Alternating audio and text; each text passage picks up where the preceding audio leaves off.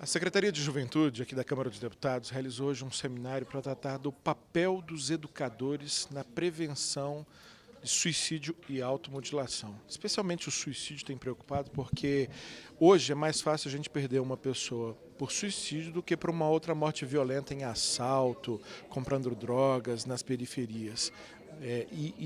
Um dado grave é que as crianças e jovens ainda não são os que mais se matam, mas infelizmente é nesse segmento da população que o crescimento do suicídio tem sido mais preocupante, mais acelerado, e é por isso que há um foco especial em tratar desse assunto em vários lugares aqui da Câmara dos Deputados, e a Secretaria de Juventude da Câmara não podia fugir também desse papel. O deputado Vinícius Gurgel, do PL do Amapá, é o secretário de Juventude e vai nos falar por que uma das primeiras iniciativas, inclusive, dessa secretaria é tratar desse tema. É porque um tema, como você falou, que até pouco tempo atrás, antes dos adventos da internet, tudo, você vê muito suicídio de quem não tinha expectativa de vida, esperança, que eram os idosos. E hoje em dia, por questões de bullying, de internet, de incentivo, de como fazer, você tem visto isso muito no meio dos jovens e adolescentes. Então, para que isso não vire uma epidemia, a gente tem que procurar projetos de lei, que essa aqui é uma casa de leis, e mobilizar a sociedade civil organizada para que a gente possa combater e enfrentar esse mal que está assim já praticamente assombrando o país, principalmente nas regiões mais isoladas, onde não tem psicólogo, psiquiatra, onde não tem realmente as pessoas onde procurar um cuidado. E os educadores são quem estão mais próximos, né, dos jovens, às vezes tem até a disposição em ajudar, mas não tem os mecanismos, não tem o conhecimento adequado. Essa formação específica é cada vez mais necessária. Por isso que a gente está pensando no projeto de lei, que todo pedagogo tenha na classe dele, na grade dele curricular, uma matéria que fale sobre valorização da vida e prevenção ao suicídio. Perfeito. Muito obrigado, deputado Vinícius Gurgel. Um dos debatedores aqui presentes foi um psiquiatra, estudioso do assunto, especialista em jovens, mas como o assunto é formação de professores, eu convidei também aqui rapidamente para conversar conosco a Vanessa Cristine da Silva Matos. Ela é coordenadora geral de formação de professores da Secretaria de Educação Básica do Ministério da Educação. Como é que esse assunto tem sido tratado no âmbito do MEC? Acredito que seja algo com que tenha assim, mais preocupação a cada dia. Isso. A gente veio levantando ações este ano, né, de acordo com o que saiu a lei em abril agora. Agora a gente está com o intuito de regulamentar isso. Então a gente vai propor diversas ações de formação para os professores. Vamos deixar disponíveis nas nossas plataformas digitais para a partir do meio do ano que vem, de 2020, a gente já deve estar isso nos nossos portais. Então a gente está fazendo todo um acompanhamento disso com evidências, né, utilizando as pessoas com know-how para tratar sobre a fala, de como abordar isso dentro das escolas, preparar ainda mais os nossos professores e os nossos gestores, a comunidade local escolar, para ir ao encontro disso e fazer a preservação dos nossos jovens. Agora, algumas pesquisas têm mostrado que os professores brasileiros são alguns dos que estão submetidos a cargas de estresse maiores, né?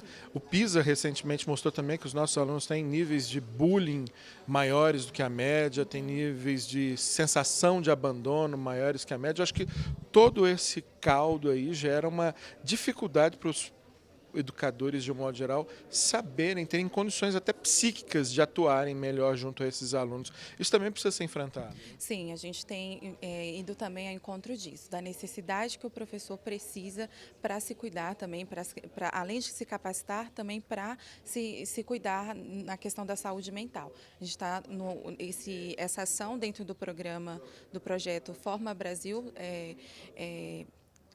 de docente nesse intuito, da gente trazer esse aconselhamento para os professores também e para que ele possa estar preparado para lidar com seus alunos. Perfeito. Muitíssimo obrigado, Vanessa. E mais um dos nomes que participou do seminário aqui, que eu convido para dar uma rápida palavra a respeito do assunto, é um psiquiatra infantil, ou seja, focado nas questões que envolvem as crianças e os adolescentes, trabalha no Hospital Universitário de Brasília, ligado à Faculdade de Medicina da Universidade de Brasília, e foi consultor da CPI dos Maus-Tratos corrida no Senado e essa consultor também da Secretaria Nacional de Juventude. Esse é um problema que preocupa, porque, em boa medida, há até poucos estudos, né? Essa fase da infância, da adolescência, era uma fase, até pouco tempo atrás, quase imune, né, ao suicídio, e o crescimento nesse segmento tem preocupado bastante, né, doutor? Preocupa muito, de fato, era uma faixa etária da população muito pouco estudada, e a partir do momento que começaram a perceber que de fato existia uma vulnerabilidade muito grande, que esses jovens estavam se colocando em risco, se machucando e até mesmo chegando a situações de suicídio, o olhar mudou. Né? As pessoas estão mais focadas nessa faixa etária, os estudos têm sido cada vez mais amplos e vendo a particularidade, né? A singularidade dessa faixa etária muito, muito peculiar, que é a adolescência. Agora, doutor André Matos Salles, algo que já foi relatado por mais de um participante aqui, e a gente vê esse relato com frequência, é que os pais têm dificuldade de enxergar e, às vezes, quando enxergam sinais, têm dificuldade de aceitar que os seus filhos estejam vivendo sofrimento psíquico, estejam vivendo situações que os possam levar tanto à automutilação, que é um dos seus objetos de estudo, como a questão do suicídio.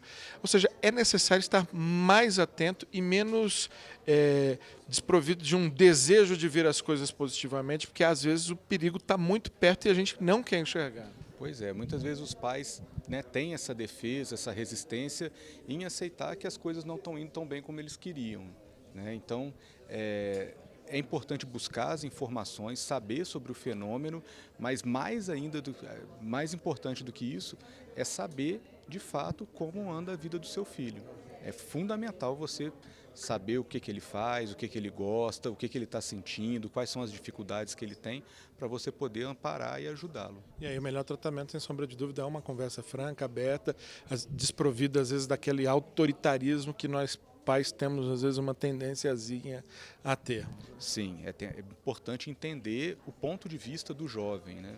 E não pensar a solução de problemas ou minimizar as situações tendo como base uma visão adulta. Você tem que entender que a pessoa está passando por uma faixa etária da vida muito peculiar e que ela está vendo os problemas sobre aquela ótica. Então, você tem que ajudá-la dentro daquela perspectiva e não ver uma vida de adulto, né, e projetar ela no adolescente. E sempre levar em consideração que todos nós adultos fomos jovens em contextos muito diferentes do que os jovens de hoje, porque os contextos socioeconômicos, tecnológicos têm mudado muito, muito rapidamente. Sim, esse artifício de na minha época não era assim, isso daí realmente é um argumento muito, muito pouco válido. Né?